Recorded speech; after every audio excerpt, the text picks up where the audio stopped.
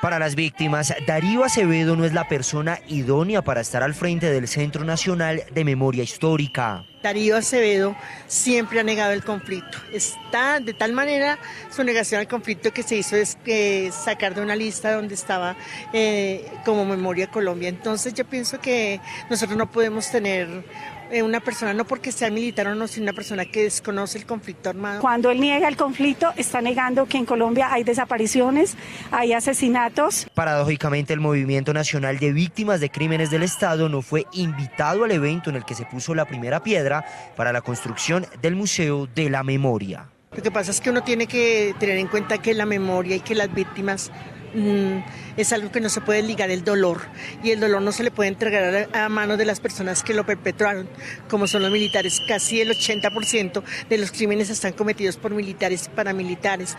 No quiere decir que no haya militares víctimas, claro que también hay militares víctimas. La memoria es importante para que no se repitan los hechos que esas memorias cuentan. Es una memoria que hoy está en disputa, es la memoria oficial y la memoria de las víctimas. Mujeres que por años han buscado la verdad de lo que ocurrió con sus seres queridos. En el 84 le hicieron un atentado y en el 89 lo desaparecieron con una niña que se llama Dora Bolívar, de 16 años.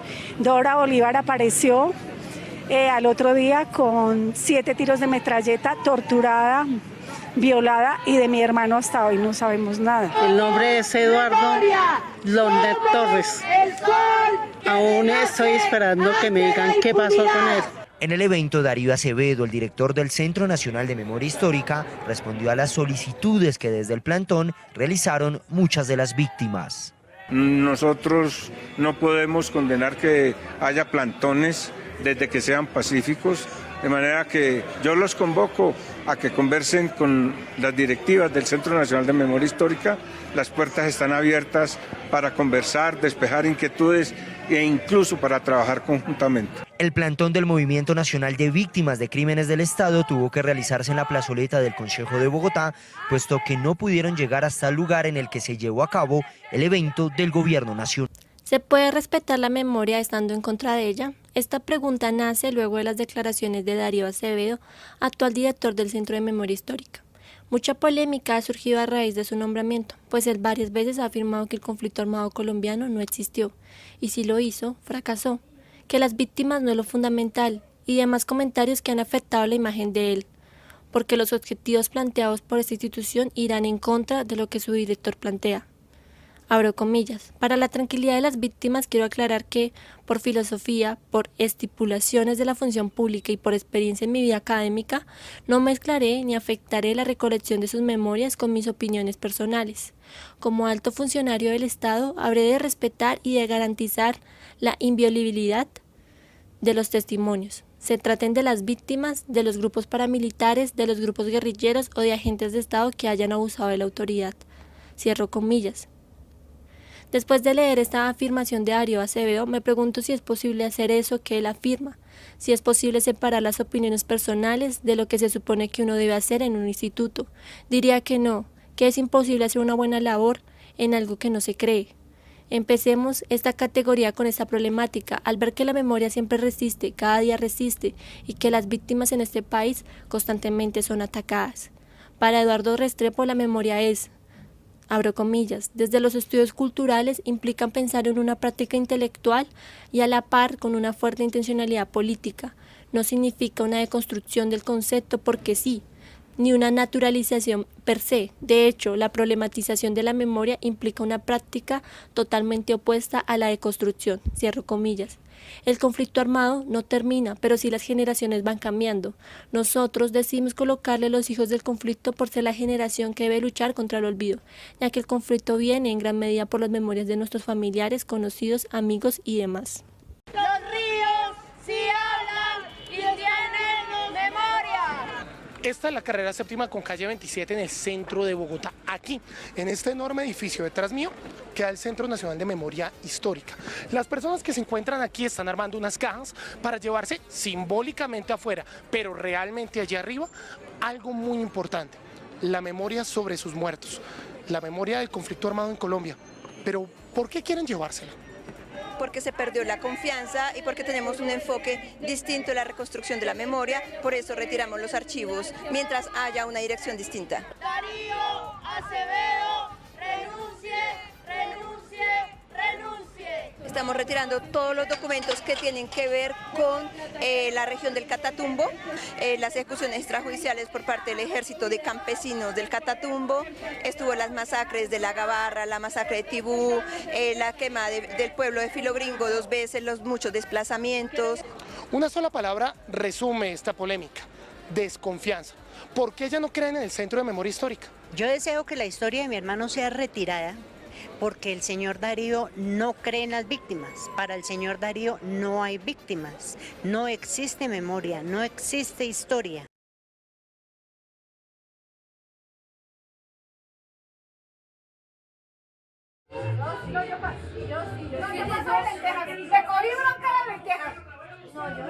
Yo,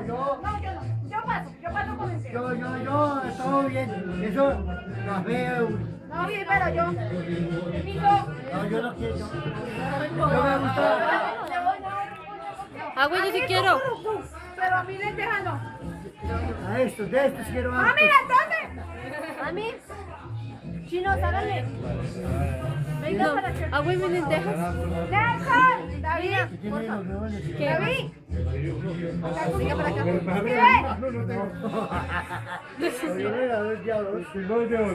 ¿Qué haces con las lentejas? ¡Faltan 30 segundos! ¡Nelson! ¡Se fue a mierda! 30 segundos. 10, 19, tío. 7. No me mate la orejita, 14, 13. Pasito, pasito. Bueno, por otro lado. ¿A usted le mordía? A mí me mordieron la oreja. 8, 7, 6, 4, 3, 2, 1. La memoria una vez pensaba que tomar fotos o videos quitaría todo el sentido de vivir el momento. Eso le decía a mi familia cuando estábamos celebrando, y me enojaba cuando veía que deseaban capturarlo todo. Sin embargo, he llegado a comprender que la captura parece ir de la mano con lo que desaparece. En este caso, todos vamos en contra del tiempo, y este tiempo se puede evidenciar en los nuevos edificios, en las arrugas, en los árboles, en lo que vemos y sentimos. El cine y la fotografía son artes que capturan. Pareciera que aquello que está cambiando. En la primera fotografía vemos la portada de la película María. Es considerado el primer largometraje producido en Colombia y con él comienza el periodo del cine saliente colombiano.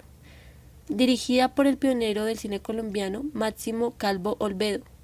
La película fue producida por la compañía Valley Film Company y está basada en la obra homónima del escritor Jorge Isaacs.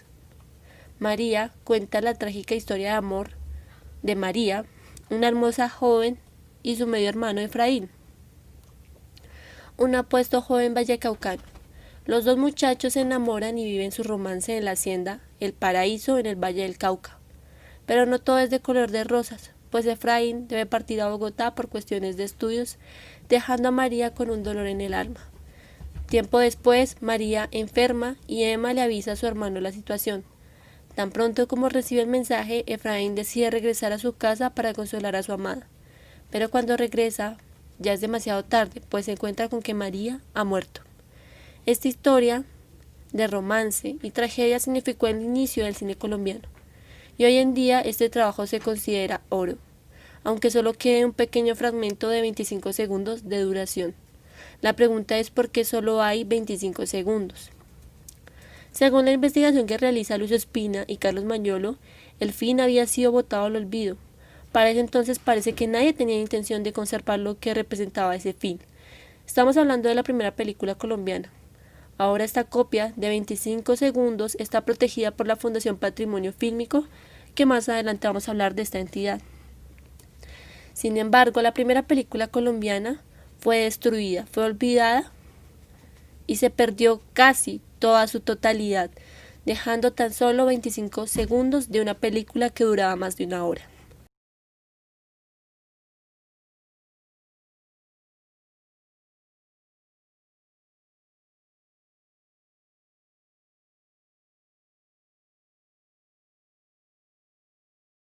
Hernando, lo que vas a ver es el único fragmento existente de la película María.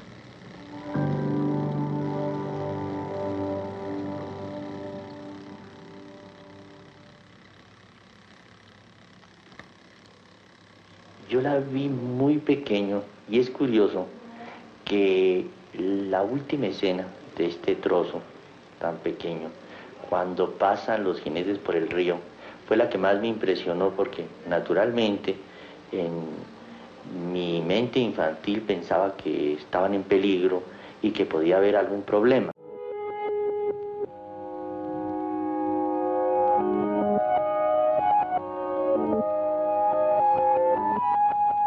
Yo hice la María porque el padre Posada, franciscano, que fue que se encaprichó en eso, luchaba mucho y nadie prestaba a sus hijas a ser artistas.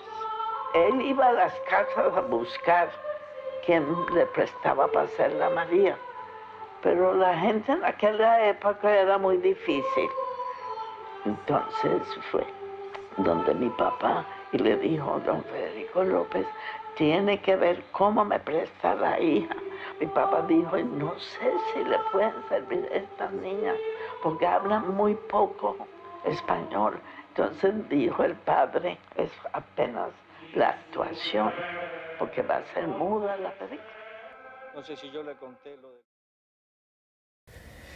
La segunda imagen hace referencia a la película Garras de Oro, que ha tenido una historia muy parecida a María, y es que se dice que la película originalmente duraba 65 minutos.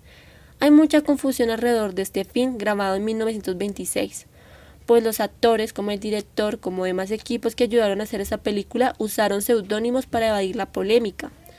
La película fue grabada en Cali. Se especula que también en Italia, como en los ríos Magdalena y en ese entonces el Fontibón. La cinta es conocida como la primera película antiimperial, ya que su historia gira alrededor de la invención de Estados Unidos sobre la separación de Panamá y cómo este país se benefició sobre la misma. Se le conoce como la cinta maldita, debido a que fue censurada.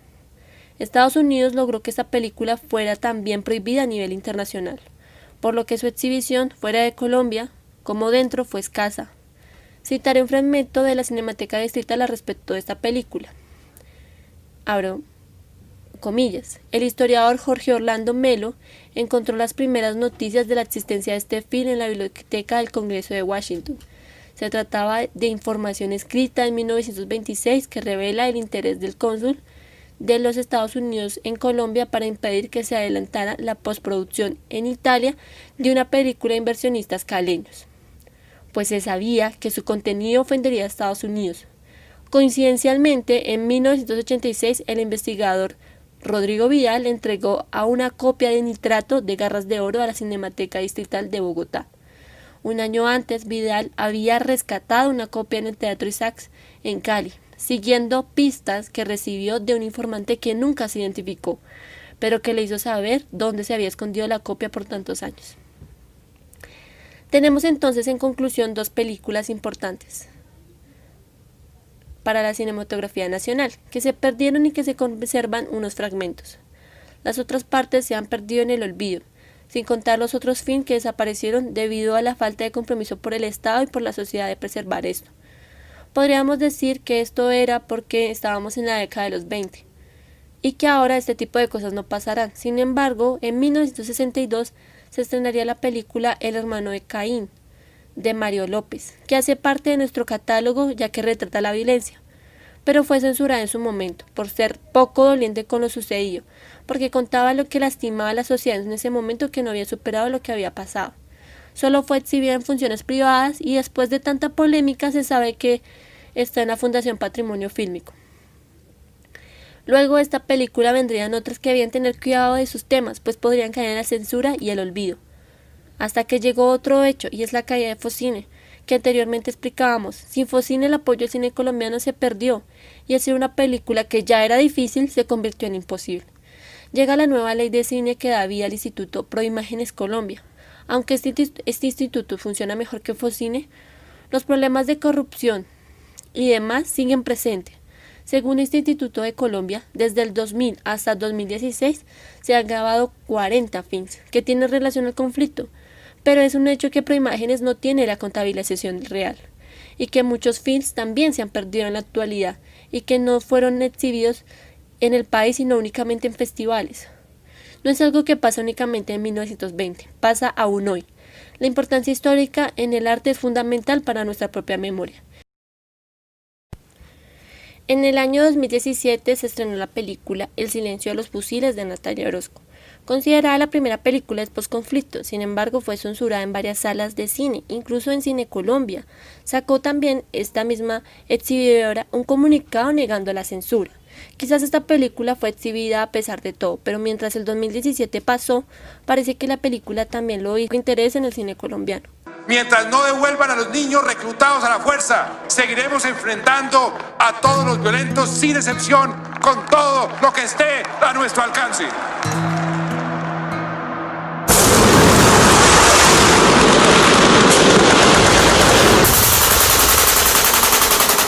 Nosotros siempre que nos levantamos de la mesa de conversaciones les hemos dicho, nos vemos dentro de 5.000 muertos. ¿Quién empezó la guerra? ¿Quién es el mayor victimizador? Estado, paramilitares, FARC. Es uno de los conflictos más violentos del mundo. Y eso es lo que tenemos que tener en claro los colombianos. A uno le pueden pedir que la guerra no mate. Uno puede pedir que la guerra no tire bombas, no ponga minas. Esa es la guerra. Y por eso es que hay que acabar la guerra. Yo sabía que esa negociación tenía que darse si queríamos realmente terminar el conflicto. Si aquí este proceso de paz lleva a un sector de los que nos hemos confrontado a la cárcel, aquí no va a haber paz. Si queremos juzgar los responsables durante 50 años de conflicto, vamos a terminar no juzgando a nadie. En todo proceso de paz, la decisión más difícil es donde traza uno la línea entre justicia y paz. Es lamentable todo lo que ha ocurrido. No debió suceder. Solamente quiero decir eso. En esta guerra de locos estamos todos juntados, ya que unos han sido actores y otros nos hemos callado. En nombre de las FARC-EP, ofrezco sinceramente perdón a todas las víctimas del conflicto. 4 años grabando un país que se debate entre creer o no creer, mientras enemigos históricos libran la batalla más difícil, la definitiva, la batalla por la paz. Que este sea el último día de la guerra. Cada día se hacen muchas películas y cada día también se pierden muchas películas. Cuando hablamos de Colombia, estas películas tratan de sobrevivir en los festivales, en una cartelera que solo las deja durar más de 2 semanas y ya, y eso es solamente una ganancia muy mínima. Y no es porque sean malas o porque hablan de drogas y demás, es precisamente porque toda la globalización cultural hace que las personas deseen ver películas del gran país de Estados Unidos. No estamos diciendo que las películas de ese país sean malas, pero no podemos negar que cada vez que preferimos ver la cultura estadounidense, estamos viviendo una segunda colonización. El cine colombiano es nuestra memoria y parece que nosotros somos amnésicos a la misma. La Fundación Patrimonio Fílmico, a pesar de cuidar la memoria fílmica, se ha convertido a la vez como una censuradora, pues no es posible ni fácil acceder a los contenidos de la misma, y su conocimiento ante la sociedad es nulo. Estas instituciones estatales tienen que tener una labor fuerte en la formación de público, pero parece que esto lo ignoran, pensando que es labor de otros incentivar el cine colombiano. No se puede quedar el conocimiento de cine y fotografía únicamente a las personas que estudian esto o hacen esto, sino que debe ser fomentado para toda la sociedad. Por otro lado, y para continuar con nuestro documental, debemos hacer una mención a la fotografía, pues esta no se ha salvado de lo anteriormente señalado. Primero, es muchísimo más probable que las personas sepan menos de un cineasta que de un fotógrafo. Y esto es porque en los pocos espacios de exhibición que encuentra esta arte. Cuando nosotros estábamos buscando las fotografías de los artistas que escogimos, nos dimos cuenta que la mayoría de fotografías están dentro de los documentos. No existía una galería virtual, sino que eran los documentos. Esto hace más complicado el poder acceder a ellas. Contando que al igual que las películas, muchos documentos por derechos de autor no se pueden ver, lo que se imposibilita aún más. Los fomentos económicos al arte son escasos. Por eso es impresionante que un fotógrafo como Jesús Abad Colorado haya tenido tanto impacto para la sociedad colombiana. Valoramos su esfuerzo y por eso decidimos hacer un homenaje al mismo. En el inicio, pues logró que por más de 3 meses estuviera la galería al alcance de todos, pues era entrada libre. Otro aspecto que ayuda mucho a incentivar el arte. Otro aspecto es que algunas fotografías, más exactamente las del Bogotazo, no tienen autor. Son fotografías NN. Este es un problema, pues estas fotografías, al no tener autor, se pierden entre el tiempo y posibilita lo que hablaremos más adelante sobre la instrumentalización del arte. Necesitamos que los fotógrafos sean reconocidos por su esfuerzo. Por eso, todas las fotografías llevan su autor, para que usted desee buscar y verlas, no solamente usar su contenido. Necesitamos más exposiciones como las de Jesús Abad Colorado, para que más trabajos sean vistos y las personas sepan que hay diversas formas de contar el conflicto armado a través de un lente.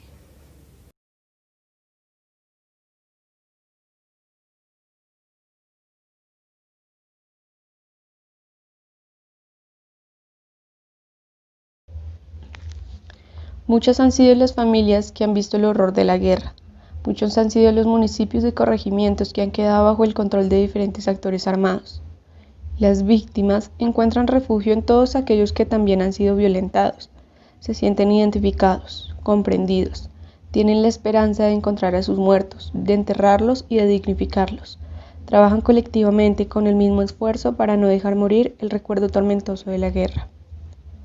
Los familiares construyen su colectividad a partir del dolor, trabajan por la construcción de espacios que representen el arduo esfuerzo de visibilizar las consecuencias del conflicto armado, buscando dar voz a aquellos que no han regresado de ese trabajo prometido o esa visita inesperada.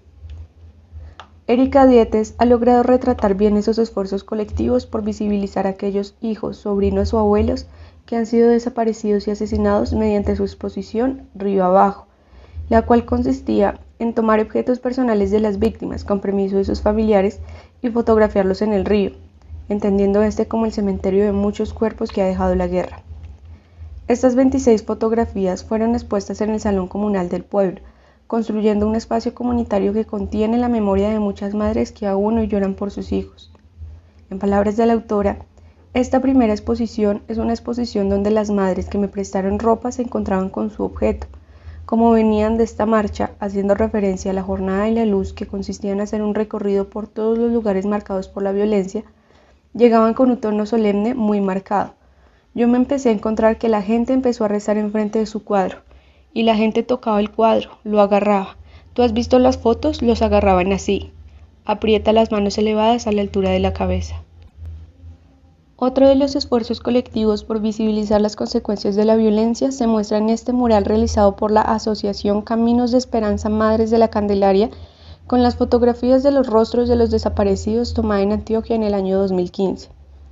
La Asociación Caminos de Esperanza Madres de la Candelaria es una organización fundada en el año 1999 como respuesta a las numerosas desapariciones forzadas, secuestros y homicidios en el marco del conflicto armado colombiano, conformada en su 92% de mujeres y un 8% de hombres.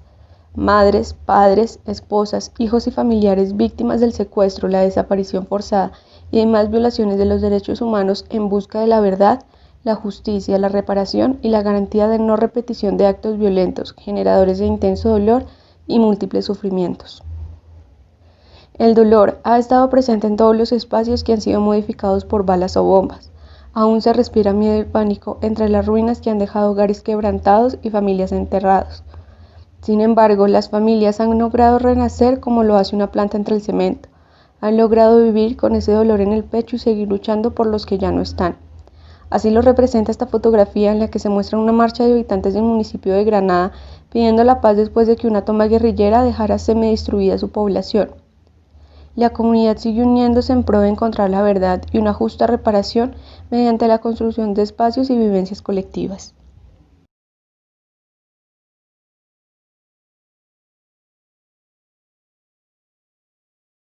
Una de las prácticas más comunes por parte de los actores armados es la desaparición forzada.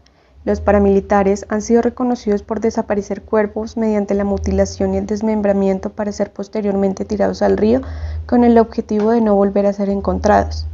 El conflicto armado pasa a ver cadáveres sin sentido humano alguno.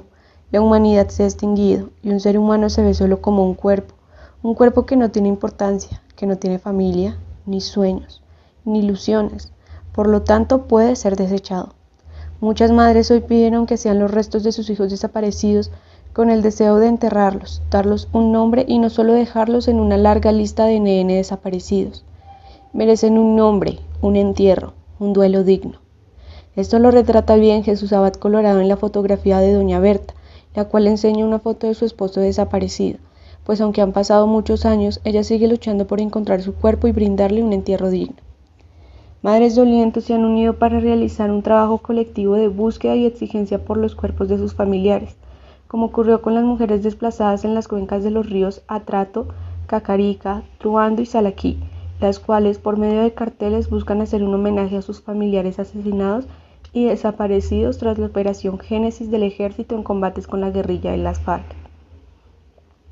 Aquellos familiares que no se pudieron despedir de los suyos han buscado las maneras de rendir homenaje y mantener con vida aquel recuerdo que inunda de risas y vivencias la memoria, como lo hicieron los padres de Ingrid Meneses, niña ejecutada por los paramilitares en Antioquia. Sus padres siguen arreglando su habitación y alistando su ropa como de costumbre, la siguen recordando en cada acción y en cada pensamiento. Dignifican su existencia a través del recuerdo, la reminiscencia y la costumbre. Volvemos a este cortometraje de Rubén Mendoza, que es también el director de La tierra en la lengua, como hemos visto anteriormente. Esta escena me dejó la piel de gallina al verla. Primero parece un discurso de paz, pero luego veo lo que puede comunicar esta escena es la dignidad de un hijo negado a seguir los pasos de su padre, pero que aún así sabe que tiene algo de él, y por eso esa paz interna y con su padre nunca será posible. El trapo de la paz tiene un significado cuando la paz se hace con los otros, pero ese movimiento donde el trapo termina en un rincón de la habitación, ¿qué podría llegar a significar? Si se agarran godos, cachiporros, o la chusma o lo que sea, yo les saco de este trapito.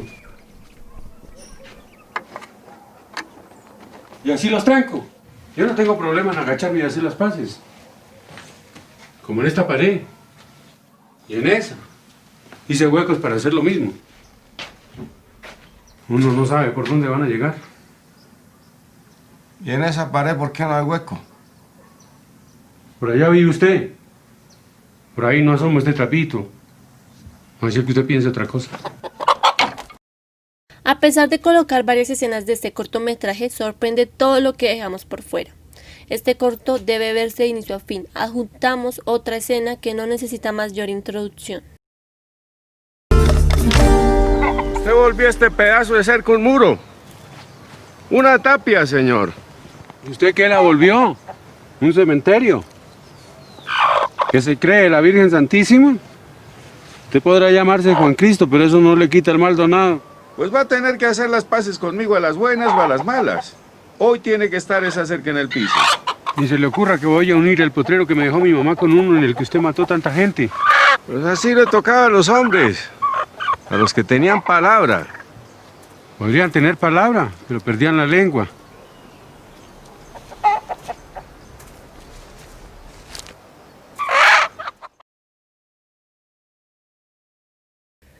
La instrumentalización del arte es entendida las acciones que hacen otras carreras u oficios con el arte y que le quitan importancia.